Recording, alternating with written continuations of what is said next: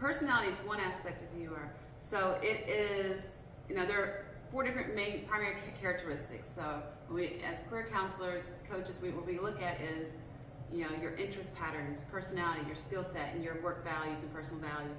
And personality is one aspect. So personality assessments were originated like in the 40s after World War II, and they were a tool to help soldiers coming back from the war to figure out kind of who they were, and so they can get back into the workplace.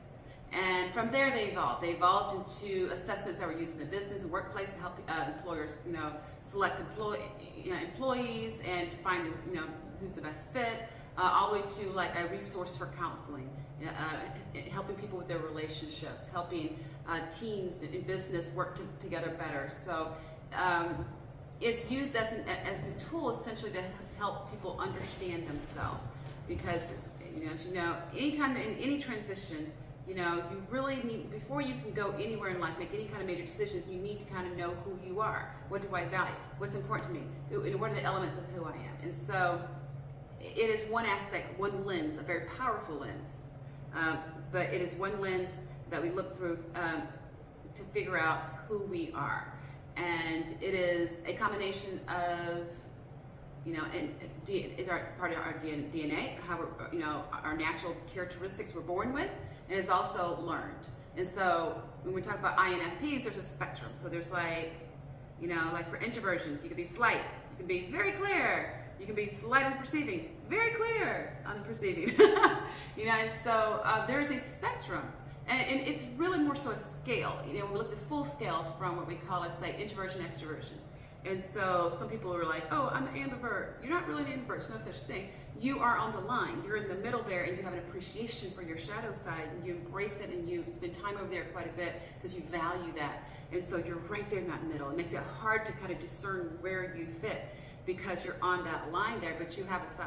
You have a side, and it's important to know what that side is. So personality helps guide our decision making. It helps guide, really everything that we do in life. It helps to answer the question, why? Why do we do what we do? Mm-hmm. And that's kind of what I always wanted to know when I first, dived into psychology way back in the day, from my undergrad and then my master's and whatnot. And even, the doctorate, looking at it from an educational standpoint, is critical, even in how we learn, how we lead, and how we live our lives.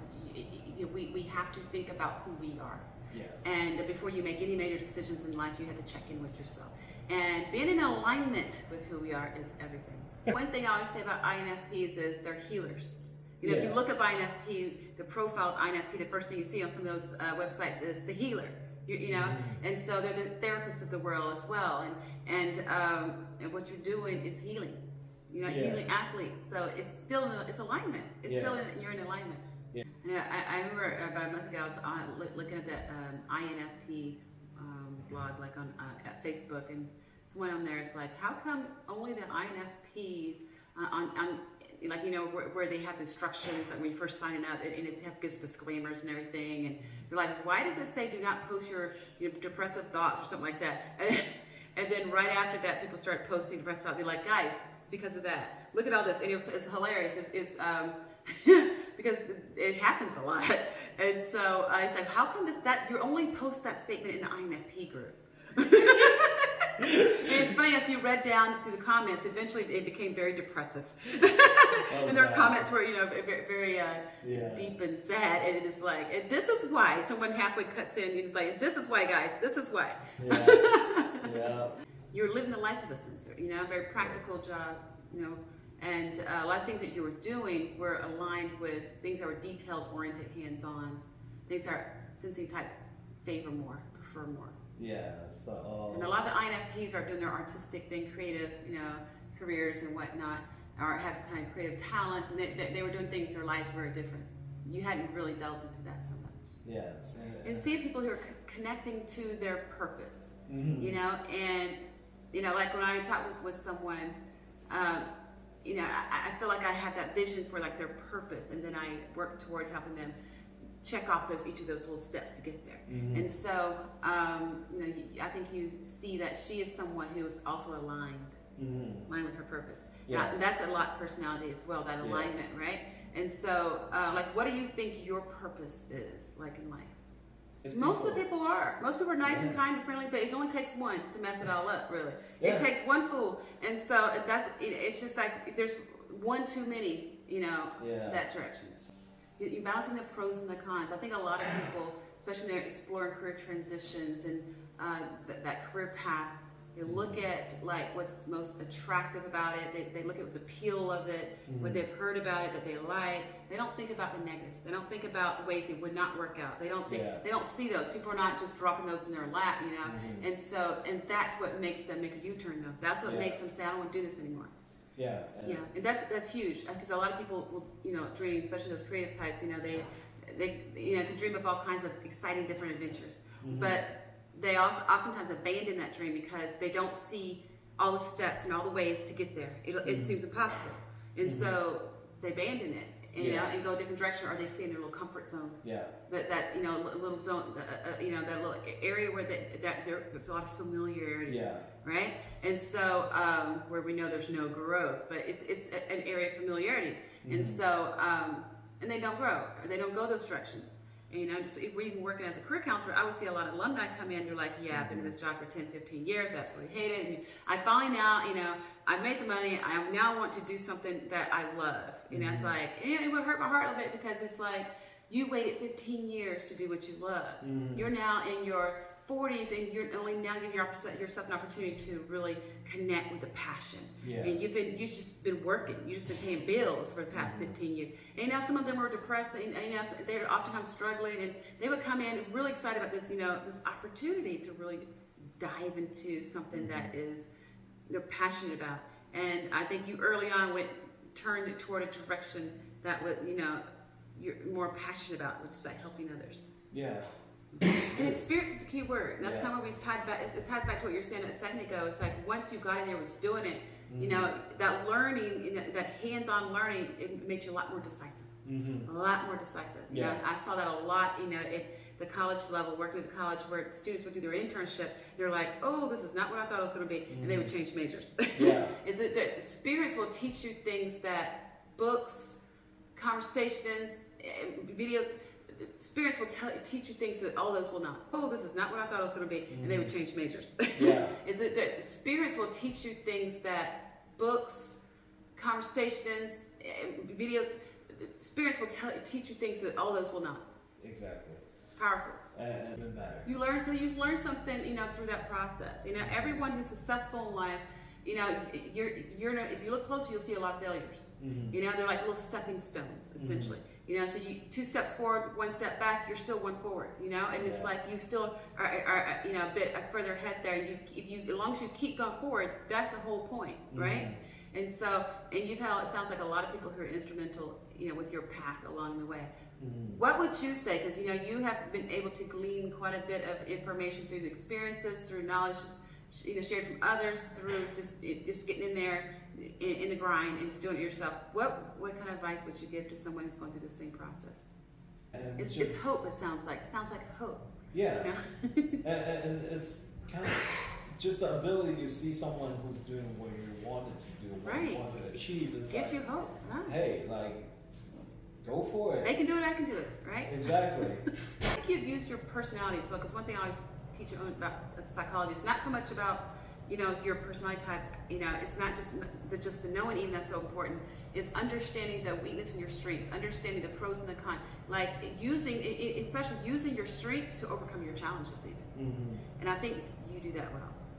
Thinking about that. Because I'm sitting here, thinking about this. Like, what's the difference between you and the next INFP who may have given up? How come you've gotten to where you're at? We're launching your own business. What were those? Turning points. What were those single factors? If it was a single factor, what were those things that got you to make the move to jump instead of staying in contemplation, staying, in that little space, processing instead of action? Because action is where it's at. Action is where is that reflection of that growth. And once you have that acknowledgement, then it's time to act, to jump. Like you jump. Like what were those factors? Right? So, you're that intuitive types. Intuitive types are very optimistic, idealistic. But the thing is, knowing that about yourself, you you should force yourself to create like a little pause button. Oh, yeah. You know, it's like, Oh yeah. pause in this optimism. Let's look at Yeah. the practical implications. Let's look at reality. Mm-hmm. You know, right? Yeah. Before you make that And decision. I would say, Accountability is about consistencies, and Yeah. consistencies is literally how change occurs. yeah. So You know, that's You- living you- authentically, living by your own values and It things is. that come out of your mouth when you're talking to other people, like living by your own truths, yeah. right? And And you're in this journey. You're part of this journey that your clients are on. Exactly. You are in it with them. yeah, 100%. Right. I mean, I'm an ADHD coach. I have ADHD. I have kids with ADHD. I have family members with ADHD. I live it, breathe it, dream it. Yeah. And so when my clients talk, I know exactly where they're coming from. I've been there, done that half time. I can feel that. And I can sympathize and empathize, and that empathy is so critical and essential. It's like being able to put yourself in their shoes. And when a lot of people say, "Oh, I know how you feel," but they haven't been there, done that, they truly know how you feel. Yeah. And on top of that, everyone's experience is different. As someone with ADHD, my client who may have ADHD, their experience with ADHD is still going to be different than mine. Yeah. And so, but at least there's some similarities that we can connect on. And that's powerful. You don't have to have the exact same experience, but having experienced adversity, having experienced similar adversities is even more powerful. And so being on that journey with them, I tell my clients all the time, I'm not at 100%. Even neurotypical people aren't at 100%. And so those with neurodiversity, if you make it to 85%, that's pretty miraculous. 95%, you're doing really well. I feel like I'm at 90, 95, but you just have to be ahead of your client, really, right? And so, but there's something powerful about having been through that experience yourself. And a lot of it comes from, yes, the knowing, the true knowing, not just knowing from textbook, but knowing through experience. We talked about how powerful experience was earlier. Yeah. This is another example where experience is everything. It's that deep knowing, that inner knowing. Yeah. Right? That translates when people are talking, when you come back, with support, it's meaningful to them. It's more meaningful than somebody who read it in a textbook. Right? And that's shadow work. We talked about like using your strengths of your personality, to manage your challenges. Your challenges your shadow side. And so like learning about your shadow side, it gives you that opportunity, you can pivot and you can, develop those, weaker areas, through that insight, that personal insight. And so that is literally, shadow, that's really developing your shadow side. That's creating that balance. Because, like I said, don't matter what personality type, it's more so creating that balance. You want to be in that middle. You want to be in that place where that of comfort in that middle. And what that takes is that appreciation, that learning, that shadow side. The shadow side is your weaknesses. It's your challenges, your strength. I mean, your challenges. And your strengths are the other side. That's your natural instincts and whatnot.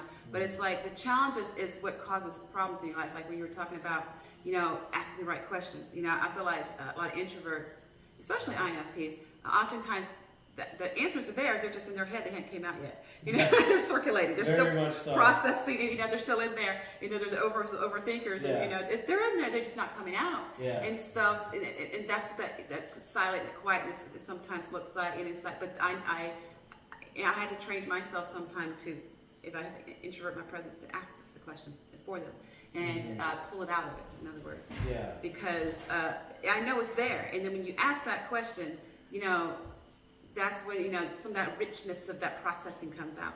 Yeah. And so learning to do that on your own is really that skill. When we talk about developing the other side, learning how to tap into your shadow side. Yeah. Say, what is the opportunity here? So if this is a challenge, where does it come from? Well, look at your shadow side. What do I need to do? Action. It's all about the doing, the action. It's having the thoughts. One thing, it's like, all right, so we recognize the problem. What do I need to do to resolve this so that this doesn't keep happening? And that's where true growth and change happens. Yeah. Once you make that change, we start seeing action, then it's time to be consistent with those actions so that you stay in a state of progress and growth. Your old It patterns. needs a lifestyle change. Exactly. So, now. True change takes a lot of effort, a lot of energy and effort. And, showing up, I give people credit for showing up, but not that much because, in my profession, like in the counseling coaching field, it's like a lot of people show up, but not everybody works because change is terrifying. Change is difficult. For And sure. a lot of people, change is scary. Yeah. And it takes a lot of energy. and that's a lot for people. Mm-hmm. And so I've had to tell clients, I don't think you're ready right now. Yeah. And I think we need to pause.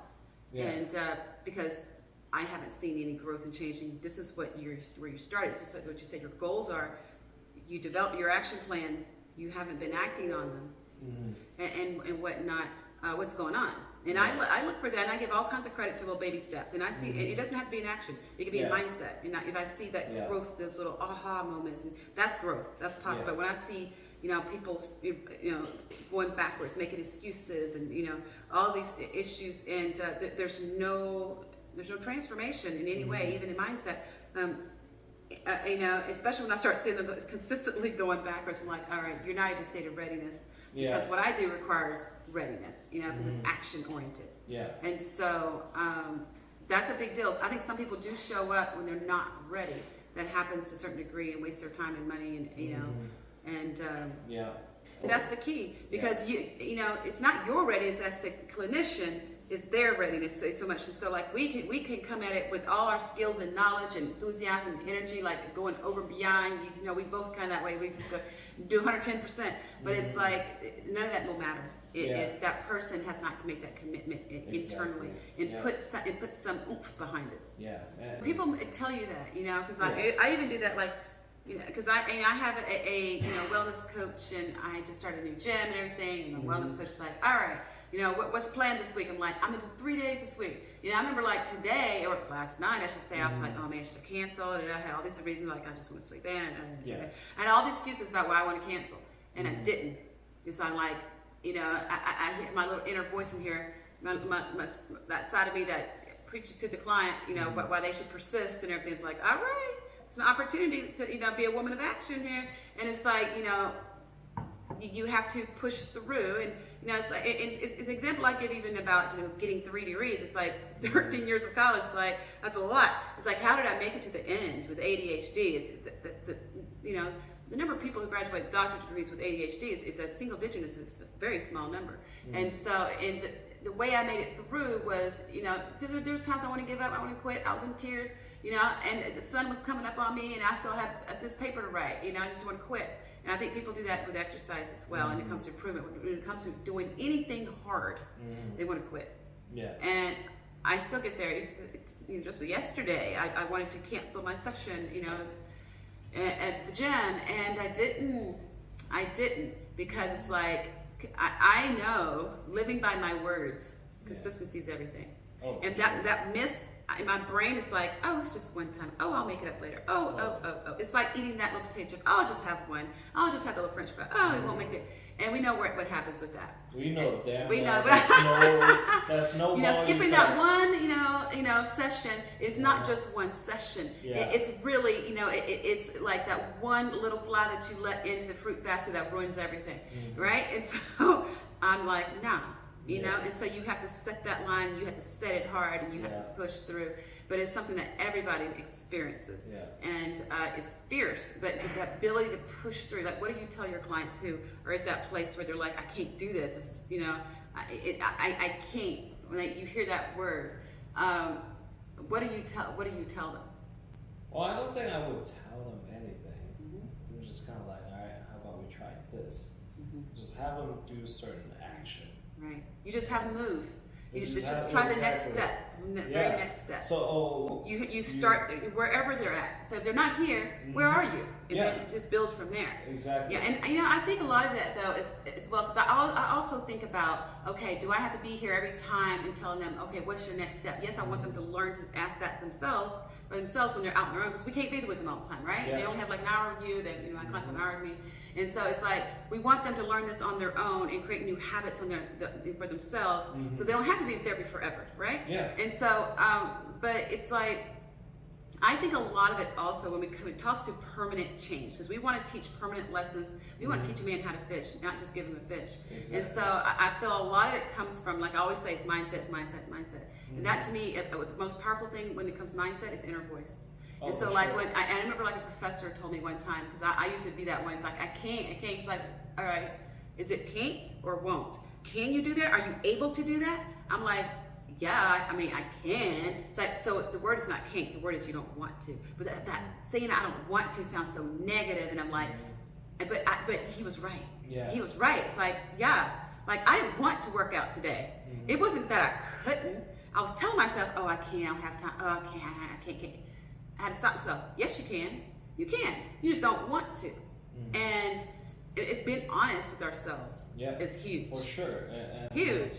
When it comes doing, it's the doing that counts. Yeah. And then being consistent with your doing. And someday. Some people get frustrated though with those little small steps. They feel like they're just not going anywhere very quickly. You know, some of my clients experience that. They're like, you know, I've been putting in effort, or I haven't been. I don't feel like I'm going anywhere, or I'm not still where I want to be, and there's that frustration. So what do you do for that? So celebrate those small wins. I like the biggest for my clients. I'm the biggest cheerleader. I get excited when they text me things. I'm smiling for hours. Like things that deal with their growth. It's huge. And so I celebrate the small wins, because those small wins can become big wins. Oh yeah. And then it's a life change. Yeah. Right. And so, but I think sometimes, like you mentioned, like you're really hard on yourself sometimes. I see that with a lot of clients, and especially like in exercise and whatnot. You know, or when people are trying to heal, you know, from injury, whatnot, they don't see that change that quickly. It takes a long time.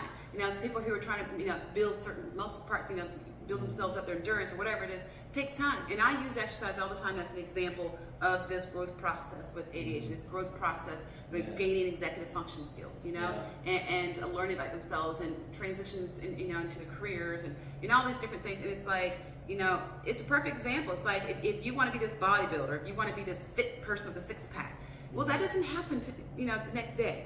You know, it's these consistent habits, and it's not just habits, it's consistent habits. Like I always say, like if you went to the gym and you lifted weights for 1 day a week, you're not going to get there, are you? It's like you want a six-pack, and you're nowhere close to that six-pack. You're 30 pounds off, or you know, you're nowhere close to that. You haven't worked out in years. Okay. Once a week ain't gonna hit it, or once every so often, or twice, and like, oh, I did good this week. I did 3 times a week.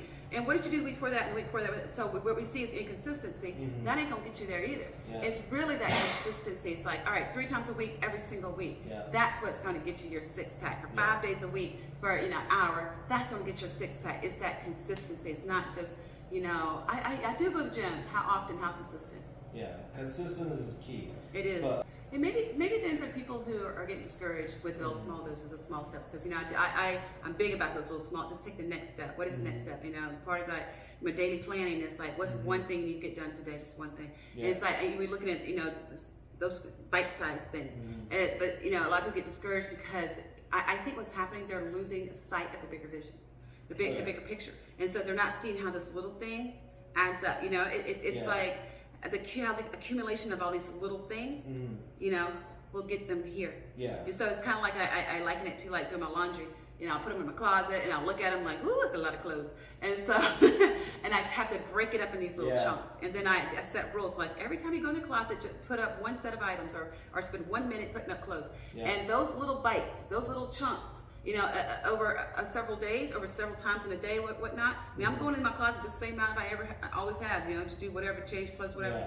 And all those little bitty bites equal up to being done about 3 days later. Done. And it wasn't painful. It wasn't painful. Gosh. Yeah. And look at what can you do today, those bite sizes. Exactly. So it's kind of like tunnel. I mean, funnel. It's more like, here's your larger goal, and then you define it, refine it. And then this is today. This is what you need to do today. And that's the only thing I want to focus on, because especially with people with ADHD, they get overwhelmed. And they're a lot of times they're this type of thinker. Their minds are out here like, woo, and they're lost. I'm absolutely they're lost. And I'm like, let's forget about this. Let's just declare it, put it on paper somewhere, and forget about it for now. Oh, for sure. Let's right here. What you need to do today and this week? That's it. That's all I want you to think about, and put one foot in front of the other. Oh, yeah. And because one foot in front of the other will win the race. And so that's all they really need to think about. And because they get overwhelmed, they shut down, and then they don't do anything. And that's they the do too absolute worst. Absolute stagnation. That's what happens. And right. Go with the flow. That's how you grow. Exactly. For real. So it teaches you those things that you need to learn to get to the next level. I think, like Yeah. the first thing I thought of was like, if I was asking myself, what did I hear in this whole process was patience, because it's a process, it's this journey. You have to have patience with this journey. If if people are like, I'm not where I want to be right now. Well, it's a journey, and you're still on this path. And, you're still learning, discovering. It's like if you looked at yourself a year from now, and you're going to be way further ahead than you are right now in your thought processes, and maybe not in your job or this or that, but that readiness, you may be further along that line. And so when people are ready and they jump, it doesn't happen overnight. It's a process of getting just to that point. There's a process that happens before that, and if you rush that process too soon, you'll end up failing, ending in the wrong spot, wrong job, wrong career path, make the wrong major, wrong decisions. It's like being patient with yourself. Patience is huge, but you don't learn that sometimes until you really self-reflect. You learn about who am I? Like who am I? Because when you learn about who you are, you realize like I need to be patient with myself. I can't rush this process. I'm not the type of personality type. I don't have the personality of somebody who can go from here to here in 2 seconds and jump. It's like I'm the type of person I need to really take it in, absorb, process this, try it on, see how it fits. Does this work for me? No. Okay, reject it. Try something else on. It's like that's who I am. That's how I learn. That's how I respond and react to my outside environment, and so. But you don't. If you don't have a good sense of self and who you are, you're going to be living by somebody else's terms. Oh, for sure.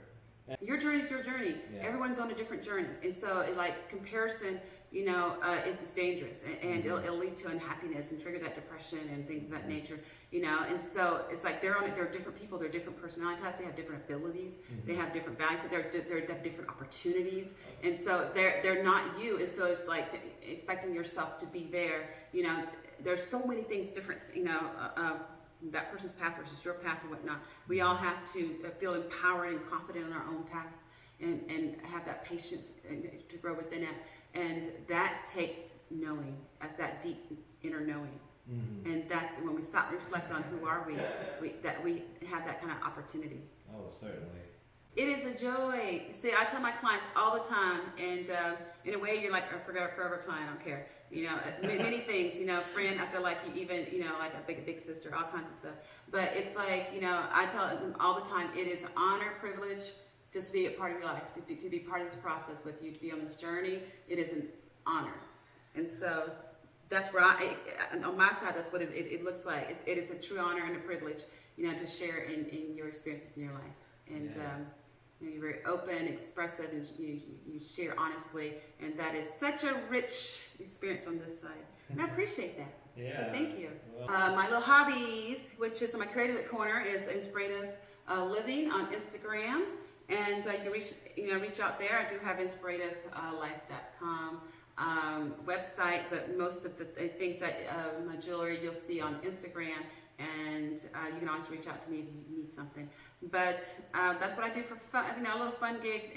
My passion, my love is career counseling, career coaching, personal coaching, executive function coaching. I really have a passion for helping people with ADHD and being impactful in people's lives, especially those who are struggling and just transitioning to beyond that struggle to be successful. And that is lotuscoachingservices.com. So lotuscoachingservices.com.